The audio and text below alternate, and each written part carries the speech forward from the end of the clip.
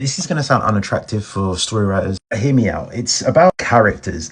And as you've got to understand the purpose of the characters in your stories. I know it makes it sound like a story and you want it to feel authentic and whatnot, but you've got to understand it is a story and characters are there for a purpose. And you've got to know what that purpose is. I came across a story recently and there's just so many characters. I spoke to the writer about it and there are just so many kind of characters that don't have a narrative purpose. They're cool, they do this, they do that, but it's like asking the writer, why is this character here on a structural level? What are they doing? What's their purpose? What do you want them to do for the other character? How do they help like tell your story? And with so many of their characters, they weren't aware of it. They were like, oh, I like this character because I've always wanted to have an X or a Y. There's so many characters start out like that where we've always wanted to have a character that was like this, or we read this story and it had a character that was a giant, so we thought we'd include a giant as well. Okay, that's good for the starting point, but building that forward, that character then needs to have a purpose, a reason why they're there for the story. Big or small, you've got to be able to, as a writer, you've got to be able to explain that, or this person's here for this reason, etc. And yeah, it does sound kind of like they're devices and whatnot, but they are. The job is to make them not feel like devices. Yeah,